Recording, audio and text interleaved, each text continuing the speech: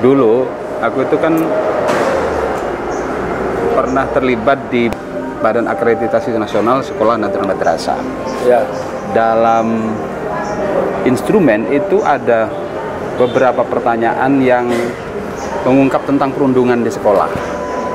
Mungkin Mas Ainul ini pernah membaca juga atau pernah tahu juga tentang itu, bahwa bagian perundungan itu menjadi perhatian pemerintah.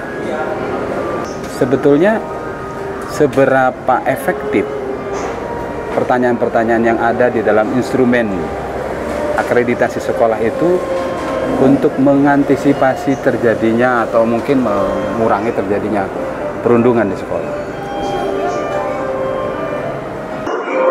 Saya tidak paham apa tujuan menyebarkan instrumen itu sih. Itu harus dipahami dulu untuk apa. Apakah instrumen itu diberikan, disebar ke sekolah-sekolah itu untuk melihat sejauh mana tingkat kejadian atau perundungan di sekolah-sekolah di sekolah kita ya, di Indonesia gitu.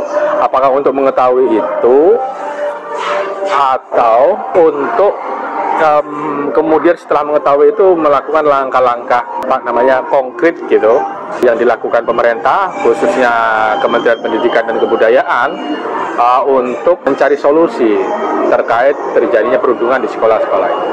Nah, ini perlu dicari tahu dulu. Tapi setidaknya menurut saya, secara umum dalam pemahaman saya, perhatian pemerintah juga perhatian masyarakat terhadap kasus perundungan itu atau bullying itu di Indonesia masih sangat rendah. Itu.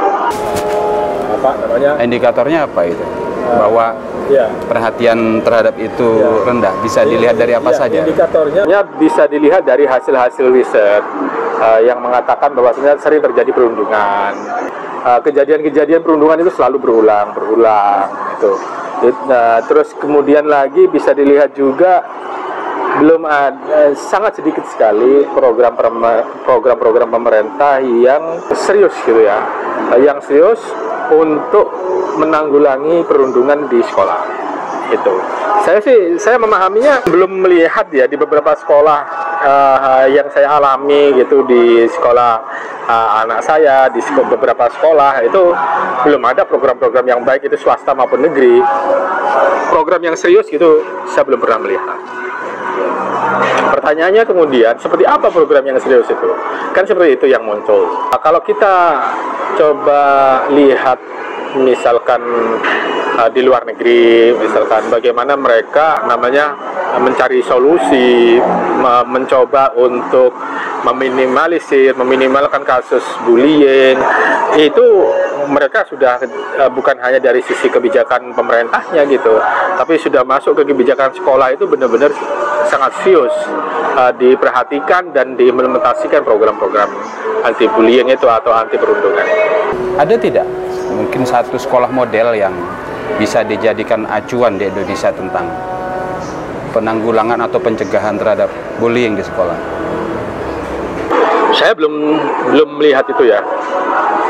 Saya belum melihat itu. Mungkin di beberapa sekolah ada. Saya yakin ada di beberapa sekolah yang sudah melakukan itu.